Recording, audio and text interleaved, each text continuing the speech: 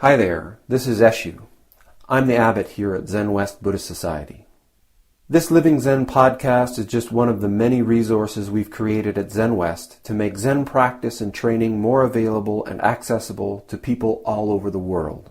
Instructional videos, printable resources, and much, much more are also available on our website at www.zenwest.ca. If you're a regular listener, I'd love to hear from you. So please drop me an email at office@zenwest.ca and let me know who you are, how you got started, and what brought you to Zen. Everything we make available in person and online at Zenwest is only possible because of the support of our members and associates, people like you. If the efforts of our community are making a difference in your life, I'd like to invite you to show your support and take part in making it happen by becoming an associate or member of the Zenwest Sangha. You can do this by clicking the Join Us tab on our website at www.zenwest.ca. Thank you for your support, and thanks for listening.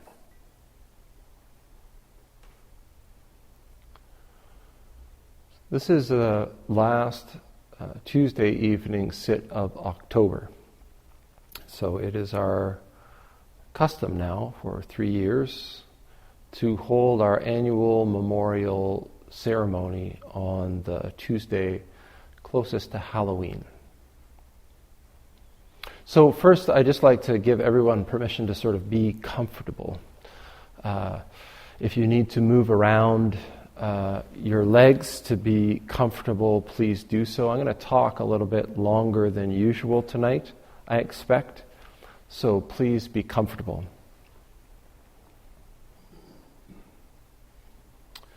In most traditions, not just Buddhism, there is usually a ceremony in which we acknowledge our connection.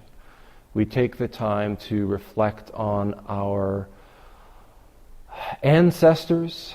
Maybe we don't connect so strongly with this term ancestors anymore, but our parents and our parents' parents, and the people from whom our own bodies have sprung over time. We take the time to look back and acknowledge the past that has given rise to this moment. And we recognize that this moment gives rise to all things that will come in the future.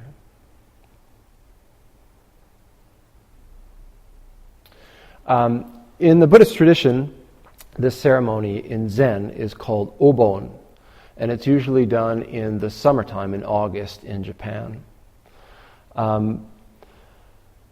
Obon is a Japanese word for the Sanskrit word ulambana, which means upside down, and I'll talk about that a little bit.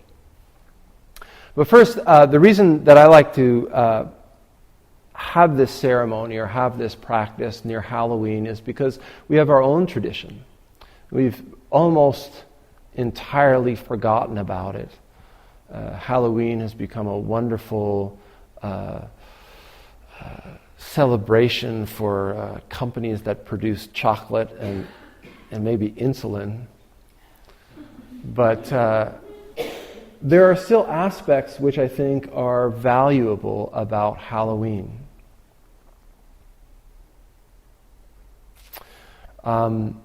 One of the aspects, or one of the things that I mentioned is this word ulambana, which means upside down.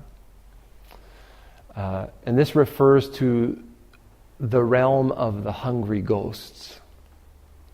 And a story that I'm going to tell where this ceremony gets started.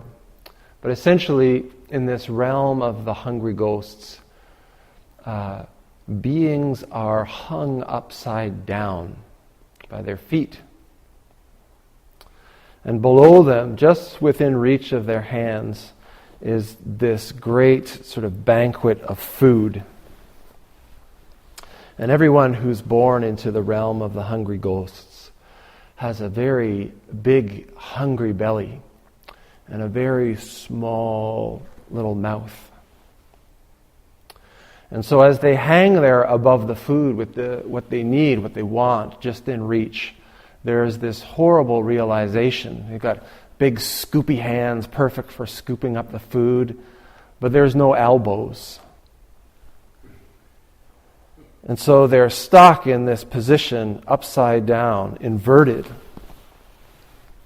hungry, endlessly hungry, and unable to satiate that desire, that craving. And we can look at it as funny, and we can think of it as a sort of a weird, metaphysical, cosmological, religious thing. But what this points to, if we take out the concept of transmigration, is a state that each of us as human beings can find ourselves in. This insatiable hunger. Sometimes it is for food, but more often it is for things like love, external affirmation, money, power, sex, distraction, sleep. Everybody who's sitting here in this room, I think, has visited the realm of the hungry ghosts at some time in our own lives. We know what it is to be hung upside down. The upside down part also refers to the inversion. What happens when we're in this state of hunger? Endless, insatiable hunger is that we start to mistake what's good for us. We take up what is perpetuates our desire, what's harmful for us, with the idea that this is going to help. This is going to be of benefit. Upside down. This image of the insatiable hunger is something which I think is universal across all cultures. It's a terrifying concept, and in it we recognize ourselves as human beings. This is why I like to celebrate this at Halloween. Because when we look at all of the classic monsters, they all manifest this same desire. Vampires, this insatiable hunger for blood. Zombies want brains. Even spiders are the very image, this big bulbous abdomen with a little tiny mouth that just wants and hungers. This is a terrifying thing for us.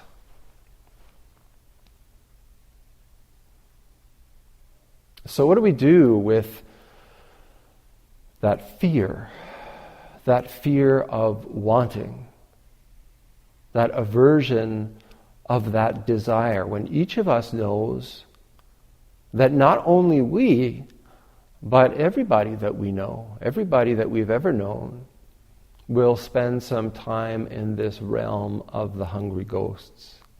What do we do with that?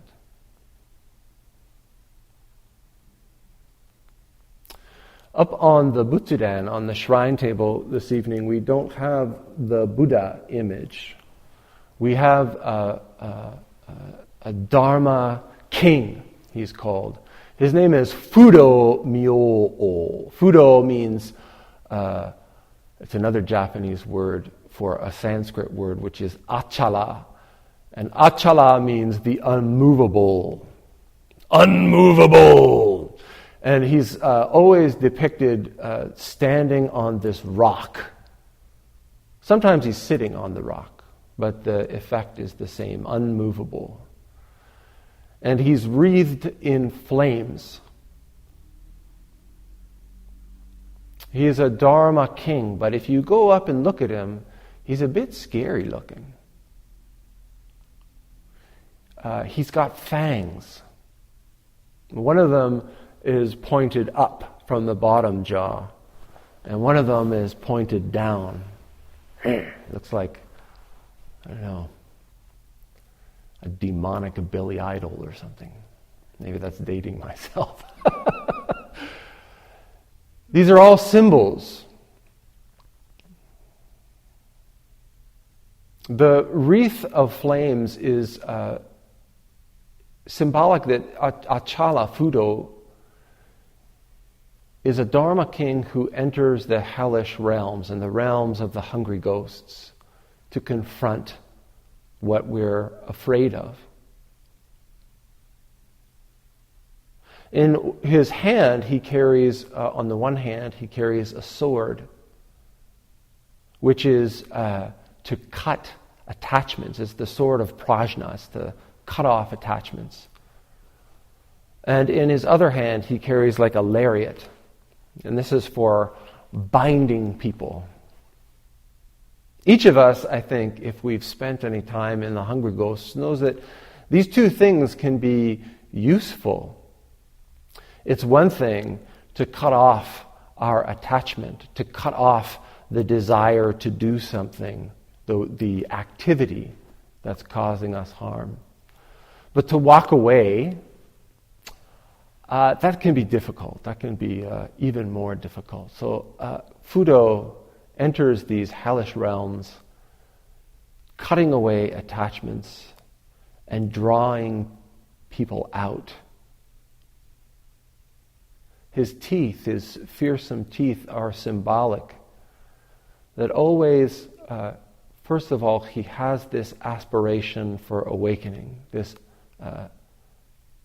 the upward fang pointing up. It means that he's always making an effort to awaken, to continue this journey towards awakening. It cuts upward. His other fang points down, and it is symbolic of expressing compassion or helping those who are trying to strive upward as well. So cutting down or reaching down to help, to be of benefit. The other thing that's interesting about Fudo is that he has this long braid that hangs down one side of him, braid of hair. And in the iconography, what this symbolizes is that he's a servant. That's the social caste, a servant. Fudo is a servant of all beings. So Fudo is not just this mythological character that we put on a shrine table and offer incense to and bow. Fudo is the symbol of what it means to have the heart of practice, Zen practice. It's easy to sit down and meditate when things are peaceful. It's easy to sit down and engage in relaxation, mindfulness, paying attention to the breath. But if we do this enough, our mindfulness and our awareness creates a spaciousness that allows that which is very difficult to face, the things that we are most afraid of, to arise into our practice. And what then? If our whole motivation is for relaxation, if our whole motivation in meditation is actually escape, then at the very point where meditation begins to become effective, at the very point where our meditation could clear the path, we run. I don't want to deal with that. I don't want to look at that. That's why I was meditating, because I didn't want to face that. But if we're able to turn in and face it, if we're able to find the Fudo within each of us, then our practice begins to deepen. With the courage and determination and stability of Fudo, we are able to save ourselves, liberate ourselves, cut away our own attachments, and draw ourselves out of this hungry ghost realm.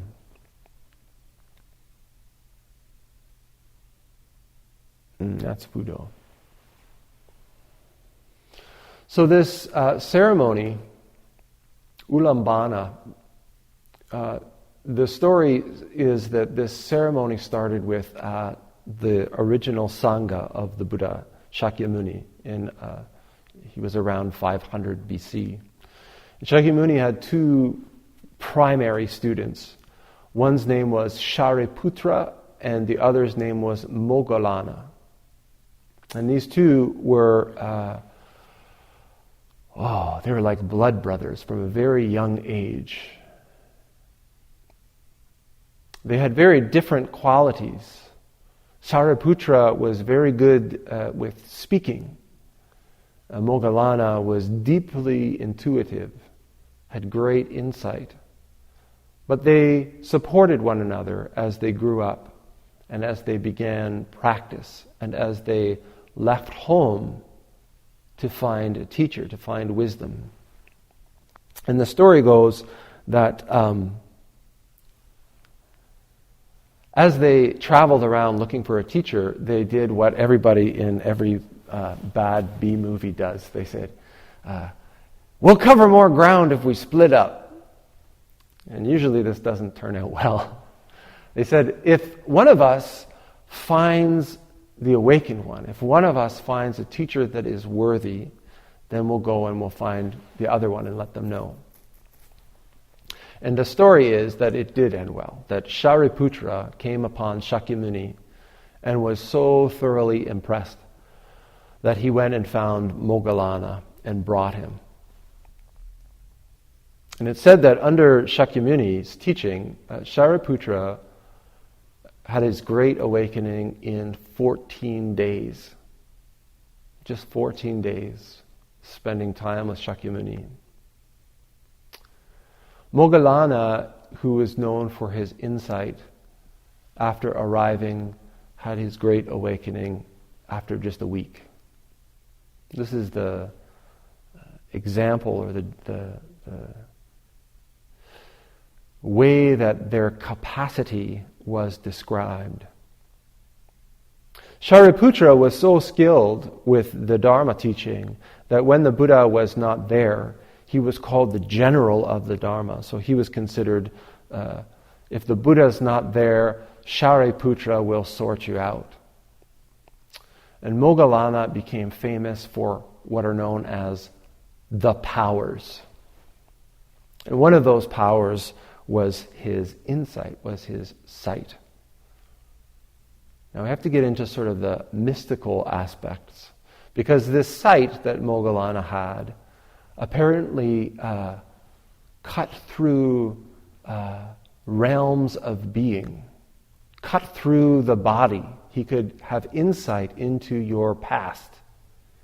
Not just in this existence, but in all existences going back. So that when a person came to Moggallana for help and said, I'm experiencing this, he would look at them deeply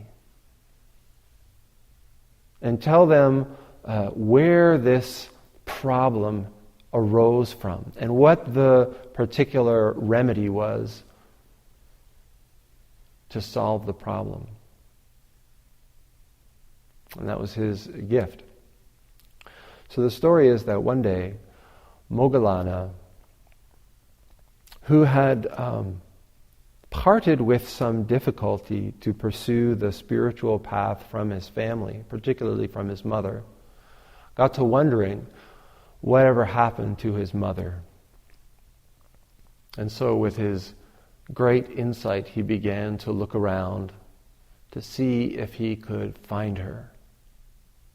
He knew that she had passed away, that she died. But he wanted to see if he could find out what had happened to her. And much to his shock and horror, he found her suspended upside down in the realm of the hungry ghosts, suffering, reaching for the food that she wanted but unable to feed herself. And he was horrified. So, using his great powers, wanting to help his mother, he gave rise to a bowl of rice and held it to her mouth so she wouldn't even need to use her arms. But even as she ate, it turned to ashes in her mouth. We have to kind of imagine this circumstance for ourselves. So Moggallana wanted to know why. Why did this happen? And so again, using his great power of insight, he looked deeply at his mother to see if he could find the origin. And he couldn't see it. Moggallana, who was renowned for this single power of insight, couldn't see and couldn't help his own mother. So not knowing what to do, he did the only thing that Moggallana could do, which was to go and speak to the boss. He went to see Shakyamuni, and he explained in his grief what had transpired, what he had seen. And he asked Shakyamuni, why can't I see? Why can't I see the origin of her suffering? Why is she suffering? And Shakyamuni told her that part of the reason for her suffering was that she had disparaged the whole endeavor of awakening. The way that it's phrased is that she had disparaged the three treasures. So it's quite likely that when Moggallana left home, his mother said, "Damn that Buddha, damn that community, and damn the whole endeavor of religion and spiritual practice and personal betterment. Damn it. Just a bunch of navel gazers. It's better to just live, get what you need, and move on." And the Buddha also explained that his mother spent much of her life angry and in a mind of constant accumulation, greed. And that these were the causes that brought her to suffer in the hungry ghost realms.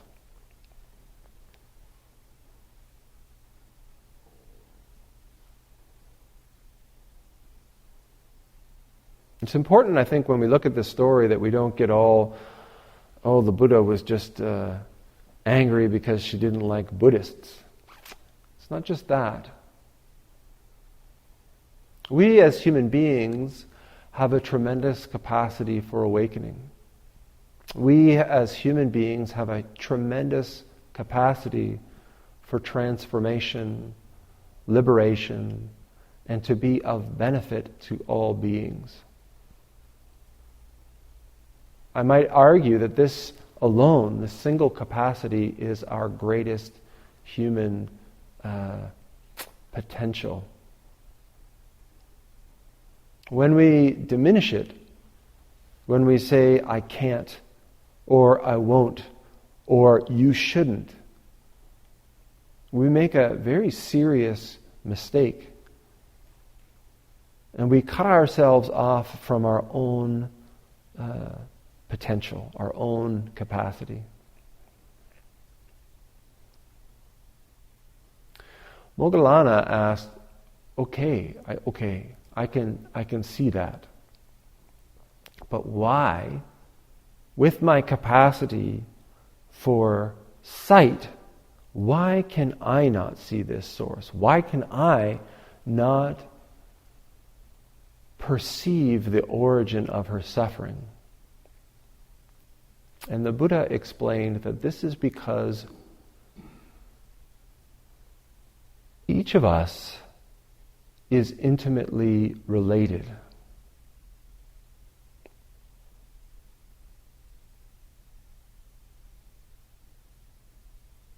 Whether we like our parents or our grandparents or our teachers or our guides or not,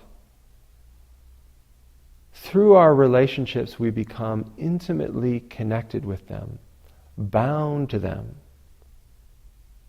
We are always interconnected with them. And it is because you have arisen out of your mother's actions that you're not able to see the origin. The Buddha says, well, Moggallana, when it comes to your mother, you have a blind spot. I think maybe there's a few people in this room who also, in the case of our mothers, have a blind spot. Just so. So what is it, Moggallana says, how can I help her? Because it's not just about knowing. How did she get there? Why can't I see? It's also, how can I manifest to be of benefit? What can I do to help her? And what the Buddha said to Moggallana is very interesting, because Moggallana is known for his power. And he says, Moggallana, there's nothing you can do by yourself. There's nothing you can do to help by yourself.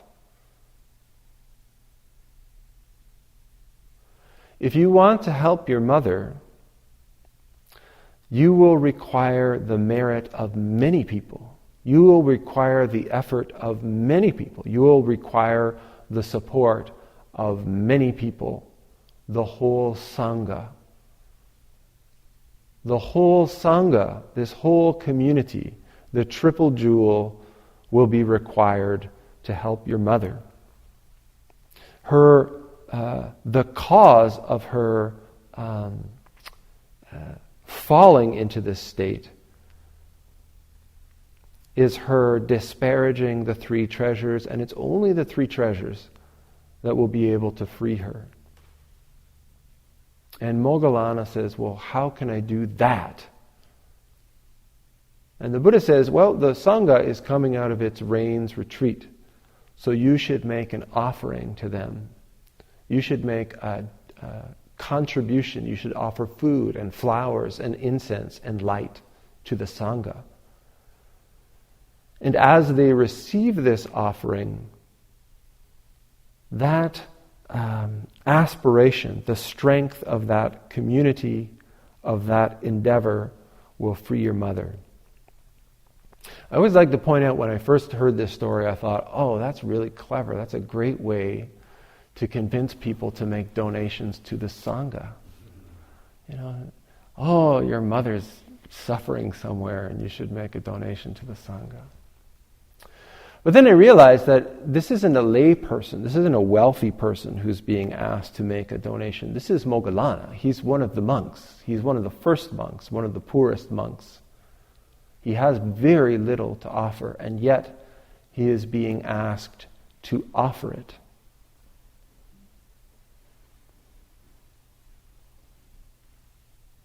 And so he does. What meager supplies that he's able to beg up for himself, he offers to the Sangha that's coming out of the retreat, for the benefit of his mother, for the benefit of those who have gone before and who are suffering. Even when he had almost nothing for himself, he makes an offering. So it's said that he's able to see his mother leave the realm of the hungry ghosts, to be freed from the realm of the hungry ghosts. And it's said that he danced in joy. That sounds like not a big deal, but at the time dancing was utterly forbidden for monks. And the Buddha allowed it. And in Japan, they have a dance called Bon-odori, which is a dance that they do during the Obon ceremony. And this is where it comes from, is Moggallana's dance of joy.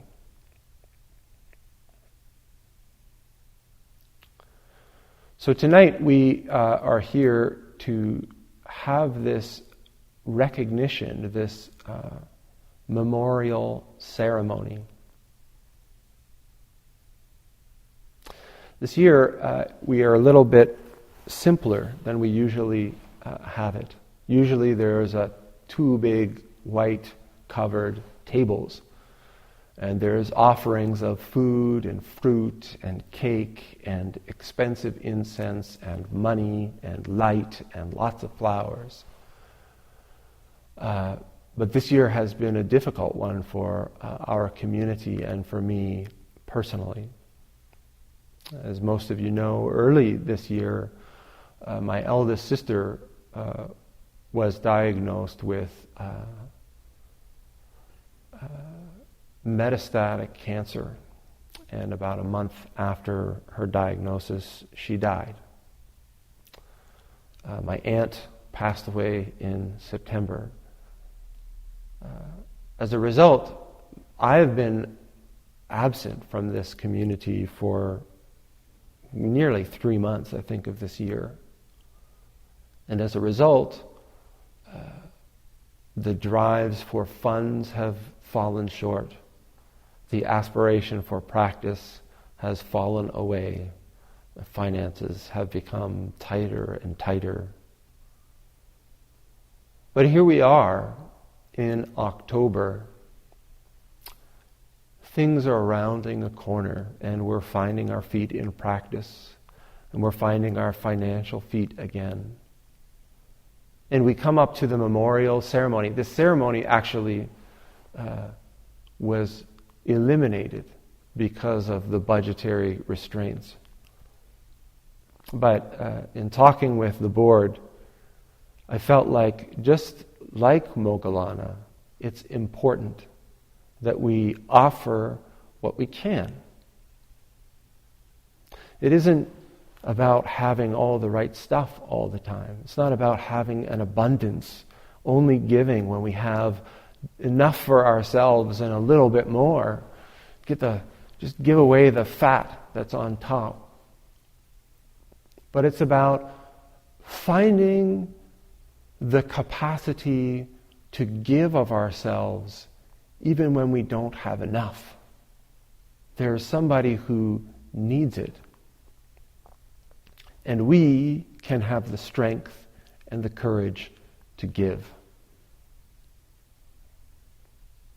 In our meal ritual in the Zen tradition, one of the things that we do is we make an offering to the hungry ghost. We take 7 grains of rice out of our first bowl and we pass it around our hand and we make an offering to the hungry ghosts.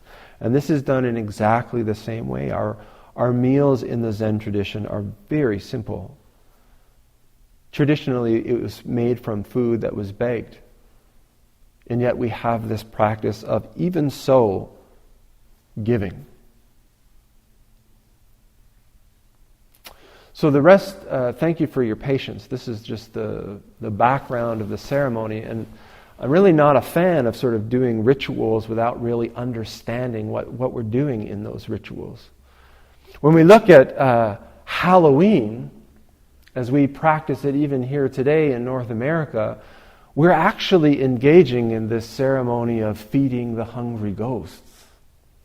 Every 2 minutes, if you live in a subdivision, there's a ring at your door and there's a little demon saying, "Give me more!" And they're all hopped up on sugar. And what do? We hide in our... Well, maybe some people hide in their houses and turn off the lights. But the practice is to open the door and to face the devil who's at the door, to face our fears, and to be generous and to give. So when we're having Halloween this year, maybe we can consider not just throwing it out as another marketing and corporate grab. Maybe we can reach deep inside and take a moment and confront the things that scare us. confront our addictions, confront our bottomless desires and our ultimate neediness, to face it. Sometimes it's easier to come together, no. Always it's easier to come together with a community who is unified in facing the demons, practicing together. And that's what this ceremony and this practice is for. So the rest of this ceremony, I'm going to offer some incense. We're going to do the chanting of the offering to the hungry ghosts. Then I'm going to read the dedication for the offering to the hungry ghosts. And then in the middle of that, I've asked that people fill out these little slips of names that they would like read out to be remembered. People who they care about and they love, who they would like to have remembered. I also have these ones which are pets, because I love pets. Pets are family too. After I'm done reading these ones, though, maybe there's some of you who didn't get to write something down. I allow some space. And if you would like to have somebody remembered, all you have to do is say their name out loud. This practice of saying people's names who have died out loud is very powerful. One of the things that happens when people die is that we run away from their death. We avoid talking about their death and how they died. And we even can start to avoid saying their name.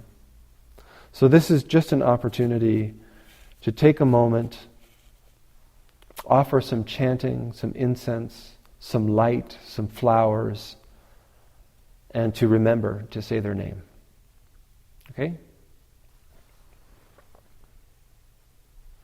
Okay, you can... So if everyone, actually just before we start, you can ring the bell, but I'm just going to get everybody to stand up for a few minutes, or a minute maybe, just so you can have a break for your legs. Thanks for listening to the Living Zen-podcast. If you follow Living Zen through iTunes, I would very much appreciate it if you would take a moment to let me know what you think about it by rating or reviewing the podcast, so that new listeners can also hear what you have to say. Thank you for your time and for your support.